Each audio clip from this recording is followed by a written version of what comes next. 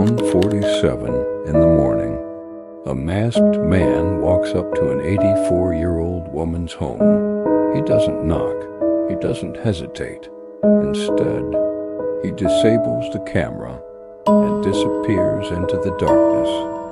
By sunrise, she's gone. No phone, no sign of escape, just blood at the front door.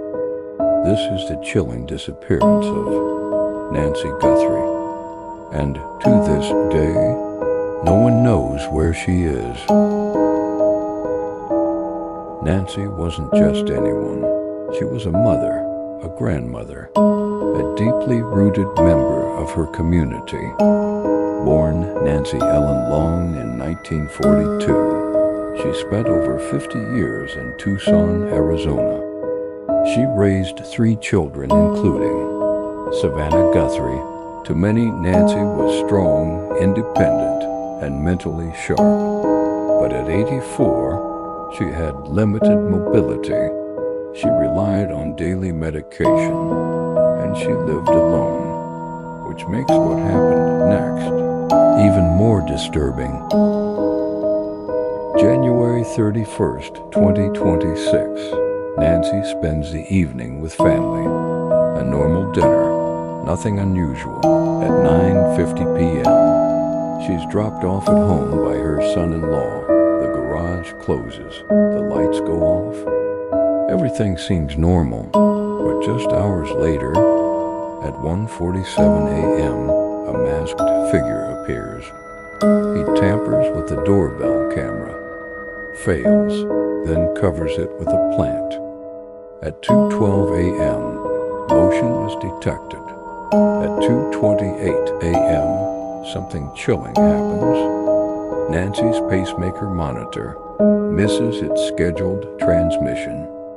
That's the moment investigators believe something went terribly wrong.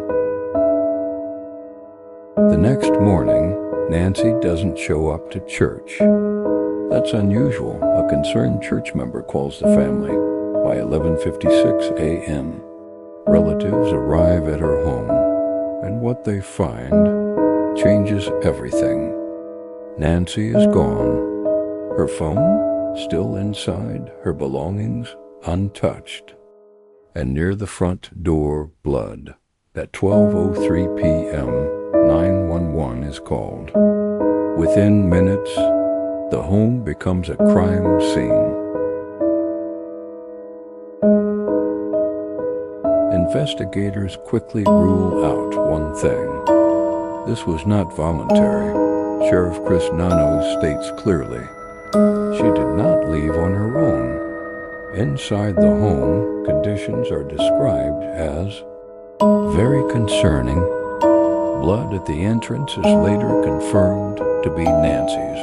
No signs of struggle publicly detailed, but enough evidence to call in homicide investigators.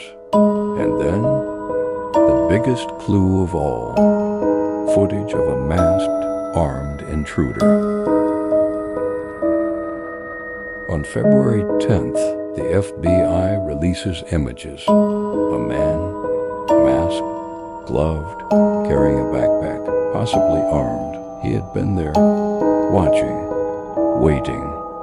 Investigators believe this wasn't random. He may have surveilled the home days before. He knew exactly when to strike. And then he vanished. No clear identity. No matches in DNA databases. Just gone. Then things get even stranger. Multiple ransom notes begin to appear. Some sent to media outlets. Some demanding cryptocurrency. One claims Nancy is alive. Another says this is the only communication. But here's the problem. No proof of life. No confirmation any of it is real. One man is even arrested for faking a ransom attempt, meaning someone out there is exploiting this tragedy. But is the real kidnapper among them, or watching from the shadows? In an emotional video, Savannah Guthrie speaks directly to the abductor.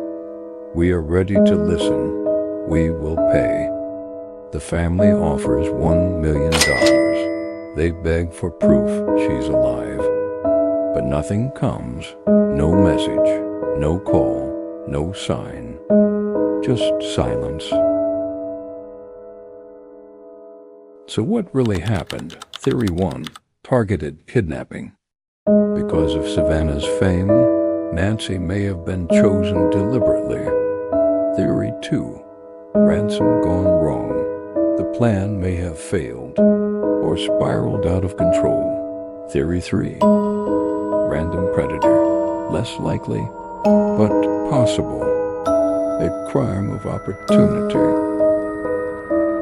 Today, Nancy Guthrie is still missing. No arrests, no answers, just one haunting question. What happened inside that house? At 2 in the morning, pause, and whoever took her, are they still out there? Tell me what you think happened that night. And if you believe her story deserves answers, share this video so more people hear her name, because sometimes the truth only comes out when enough people start asking questions. Share your thoughts below, respectfully and responsibly, and subscribe to Case Unclosed for more real cases with no easy answers.